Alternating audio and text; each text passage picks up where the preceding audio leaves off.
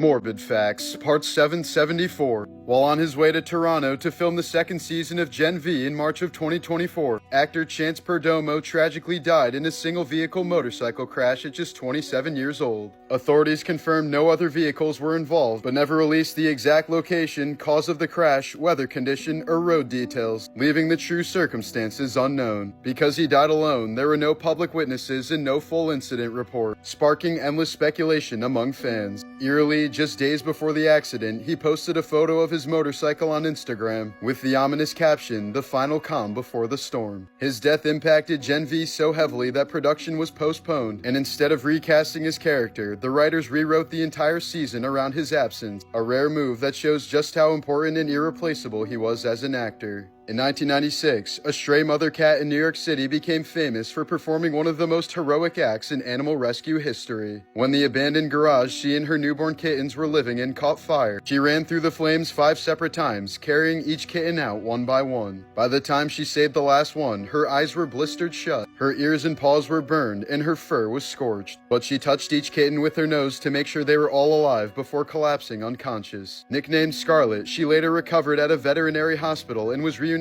with her kittens, all of whom survived. The story went viral worldwide, and the mother cat and all 5 of her babies were eventually adopted into loving homes. Extra Morbid Facts, Part 50. David Parker Ray wasn't just a serial killer. He did things to women so horrific that the FBI agents who investigated him needed therapy. In Elephant Butte, New Mexico, he constructed a custom soundproof trailer he called the Toy Box, filled with whips, chains, saws, medical equipment, video cameras, and even a mechanical torture device he built himself. When victims woke up strapped to a gynecologist table, he played a 20-minute audio tape calmly explaining how he was going to rape, torture, and break them over the next several days.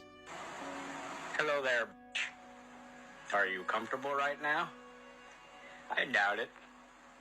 Wrists and ankles chained, gagged, probably blindfolded.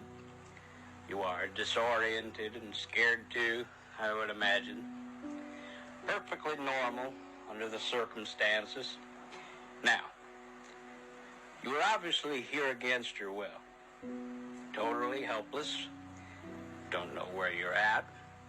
Don't know what's going to happen to you. You're very scared or very pissed off.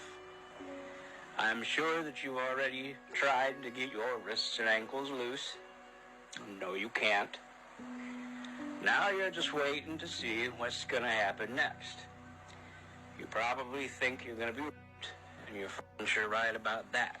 Ray's girlfriend and even his own daughter helped him kidnap women, and after days of torture, he would drug them with amnesia-inducing sedatives and dump them in the desert so disoriented they couldn't report what happened. Investigators later found journals detailing 40 years of abuse and believe he murdered up to 60 women, but not a single body has ever been found. Ray was only caught in 1999 when a victim escaped naked with a metal dog collar still around her neck, leading police to the Toy Box, a torture chamber so sadistic that FBI agents who entered it required extensive therapy. But despite the unimaginable horror, Ray was never convicted of murder, dying of a heart attack in 2002 and taking his most awful secrets to his grave. Morbid Facts, Part 235. At his 2011 celebrity Halloween party, Neil Patrick Harris brought out a cake resembling the mangled corpse of Amy Winehouse. The image is so graphic that I can't even show it, but it depicts a highly detailed rotting human head with a label attached saying, "The corpse of Amy Winehouse." This drew a ton of backlash, especially considering Winehouse had just died from alcohol poisoning 3 months before the party. But Neil has yet to comment on why such a gruesome cake was served. Before ever committing a murder, serial killer Ted Bundy actually did some good for society. He once saved a toddler from drowning, chased down and apprehended a perch snatcher, worked at a suicide hotline, and was appointed assistant director at Seattle's Crime Prevention Commission. The day of April 15th has a long list of tragedies that have occurred throughout the world. Abraham Lincoln's assassination, the sinking of the Titanic, the Boston Marathon bombing, the Hillsborough disaster, and the Notre Dame Cathedral fire all occurred on April 15th.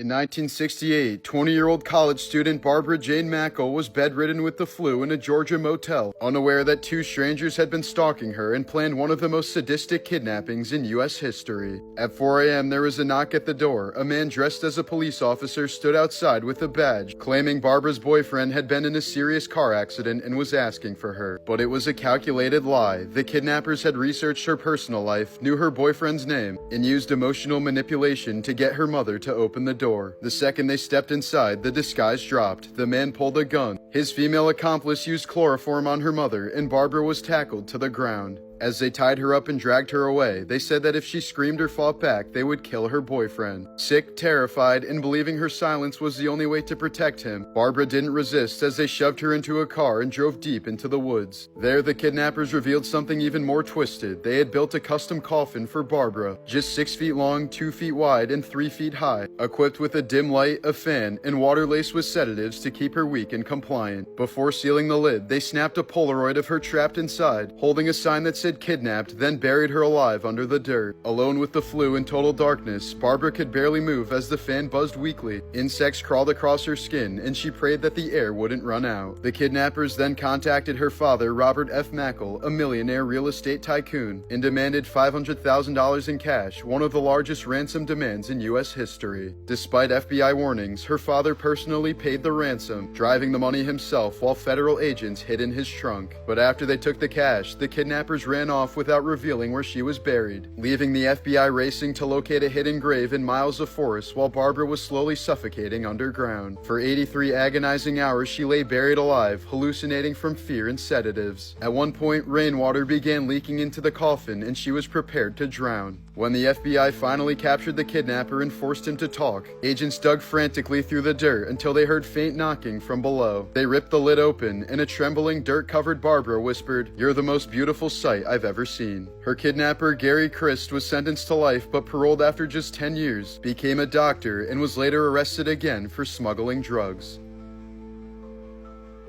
A shocking medical scandal is unfolding in Austria, where a neurosurgeon is facing criminal charges for allegedly letting her 12-year-old daughter drill a hole into a patient's skull during emergency brain surgery. The unconscious patient had suffered traumatic head injuries and needed a burr hole to relieve pressure, yet prosecutors say the surgeon handed the drill to her daughter and let her perform the procedure herself, despite the child having zero medical training. The girl never should have been inside the operating room in the first place, as strict hospital protocol forbids minors or unauthorized personnel from being present during sterile surgeries, let alone touching the equipment, let alone drilling into patients' skulls. The patient was never informed a child would be involved, and only discovered the truth months later after an anonymous tip led to an investigation. The hospital immediately fired the surgeons involved, and the lead doctor is now on trial for causing bodily harm and abusing her position. Although the patient survived, he reportedly still suffers long-term effects, and the court called the doctor's decision a catastrophic breach of trust and professionalism.